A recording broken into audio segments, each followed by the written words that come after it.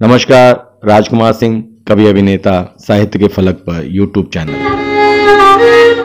त्योहारों के देश भारत में कई ऐसे पर्व हैं जिन्हें काफ़ी कठिन माना जाता है और इन्हीं में से एक है लोक आस्था का महापर्व छठ।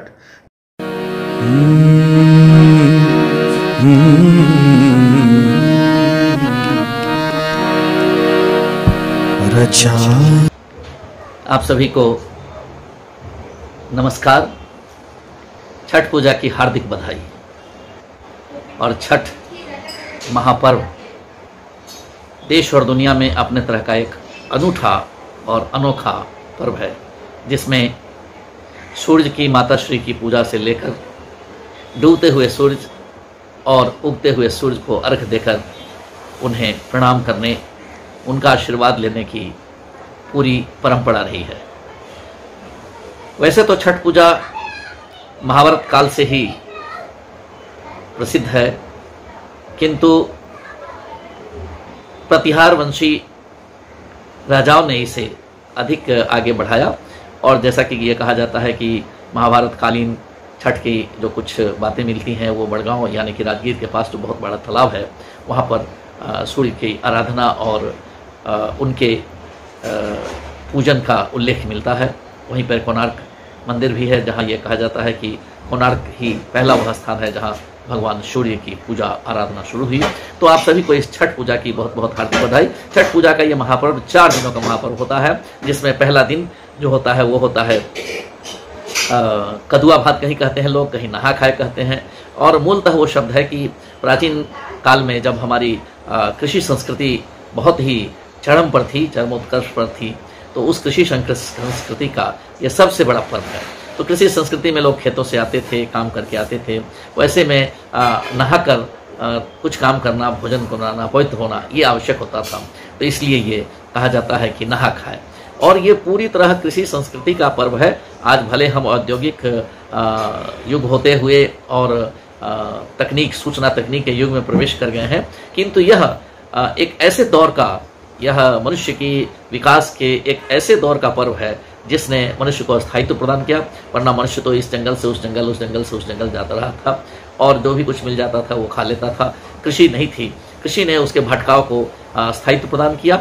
और जब खेती होने लगी, जब ज़मीन में बीज वपन होने के साथ वहाँ पे उपज होने लगी, तो कृषक वहीं बसने लगे, गाँव वहीं बसने लगा।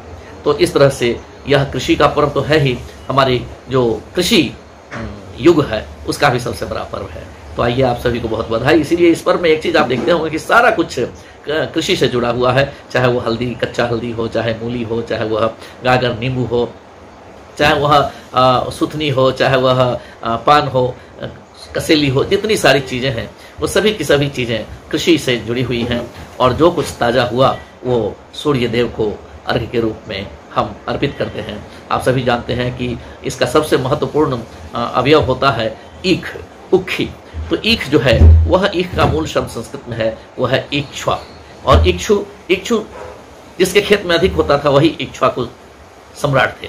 यानी कि किसी ज़माने में जब यह कृषि युग आया और उस समय ईख की खेती भरपूर होने लगी, तो वह ईख की खेती ही मुख्य रूप से इक्ष्वाकु वंश की स्थापना का मूल कारण बनी। तो आज भी वह ईख इस पर्व में विशेष रखता है।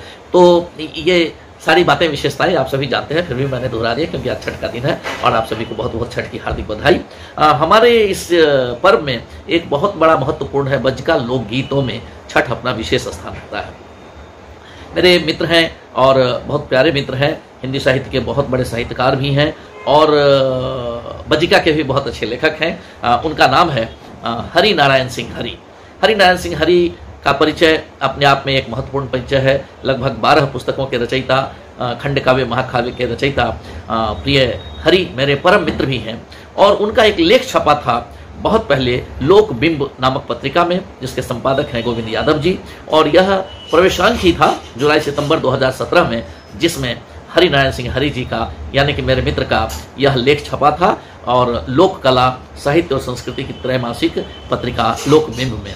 और इसमें कहिए कि जो काफ़ी उन्होंने जो महत्वपूर्ण चीज़ें लिखी हैं, मैं भाई हरि के गीतों को और हरि के उल्लेख को, उस लेख को मैं आप लोगों के सामने पढ़ रहा हूँ और आप उसका आनंद भी लीजिएगा और यह महसूस भी कीजिएगा कि छठ पर्व में लोकगीत कितने महत्वपूर्ण हैं। तो आइए हरिनारायण सिंह हरि की लिखी हुई वो रचना आपके समक्ष में प्रस्तुत करता हूँ। ये शोधपूर्ण रचना है।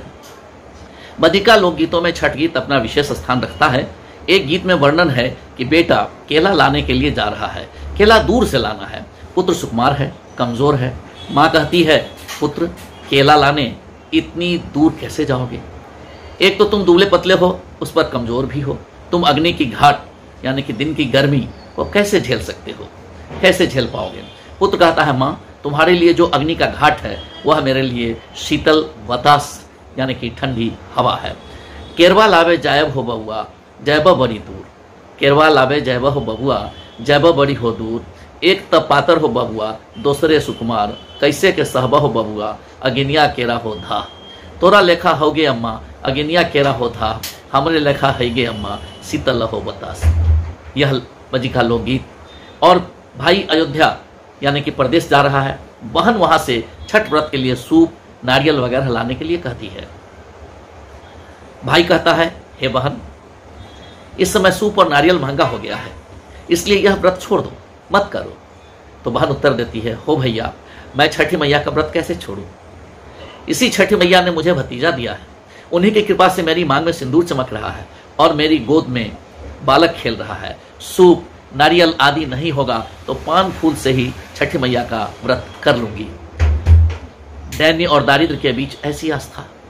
तू तो जे जाइछो हो भैया अयोध्या नगरिया, हमरा ललैहा हो भैया सुपवा सनेसवा नारियल सनेसवा। हमहू करैछी हो भैया छठी मैया के बरतिया, ऐसन समैया के बहिनी सुपवा भेलै महंगिया, नारियल भेलै महंगिया। छोड़ी दही आगे बहिनी छठी मैया के बरतिया, हम कैसे छोड़िया हो भैया छठी माई के बरतिया। जोन छठी देलथिन हो भैया भाई से भतीजवा, एहे छठी देथिन हो भैया चुटकी भरने से नूनबा। एहे छठी देलथिन हो भैया गोदी में बालकबा, पाने फूले करवई हो भैया छठी माई के बरतिया। एक दूसरा गीत देखिए जिसमें व्रती नारी का पुत्र पीली धोती पहने माथे पर प्रसाद का दौरा लिए नदी के किनारे जा रहा है। हे ललना कौने साई के डार में पियर धोती, माथे पर दौरा शोभे है। ललना सुजीत साई के डार में पियर धोती, माथे पर दौरा शोभे है। हे ललना कनिया देई के गोदी में बलकबा, तो छठी के बरत शोभे है। एक और छठ का लोकगीत है जिसमें छठी मैया का मानकीकरण किया गया है, उनका गौना हुआ है। उन्हें दहेज में जो कुछ मिला है उसका कैसा सजीव चित्रण है। ऊजे छठी मैया ऐलन गौना से, उनका कथी मिललन दहेज आदि। सप्तमी के दिन व्रती सवेरे से सूरज का अर्घ देने के लिए उदित होने की प्रतीक्षा कर रहे हैं, किंतु भगवान भास्कर देर से उदित हुए। व्रती कहती है, हे सूर्यदेव सब दिन तो आप प्रातः काल उगते थे, आज दोपहर क्यों हो गया? सब व्रती महिलाएं कब से हाथ जोड़े आपकी प्रतीक्षा कर रही हैं। भगवान सूर्य जवाब देते हैं, हम तो आ रहे थे, किंतु रास्ते में एक अंधा मिल गया, निर्धन मिल गया, कोढ़ी मिल गया और मिल गई बांझ स्त्री। मैं उन्हीं को आंख देने लगा, धन देने लगा, कोढ़ी को काया देने लगा और बांझ को पुत्र देने लगा।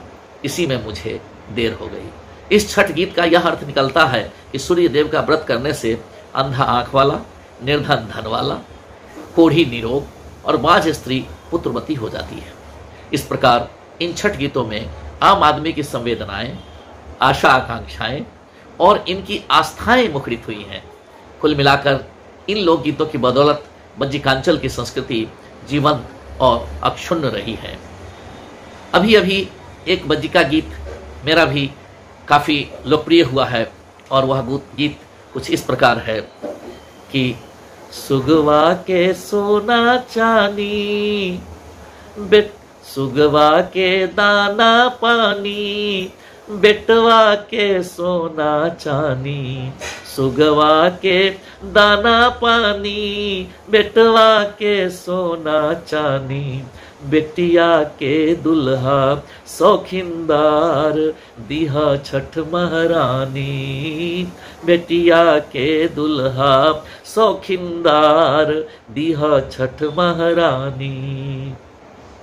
करिह न आना कानी, पुजली हम भर जिनगानी, तोहरा चढ़ैली दूधवा ढार, हे छठ हे महारानी। और इसी की एक कड़ी कुछ इस तरह से है कि टाटा सन नहिरा दीहा, टाटा सन नहिरा दीहा, ससुरा अंबानी, हे छठ हे महारानी, बिरला सन धन के हो भंडार, हे छठ हे महारानी।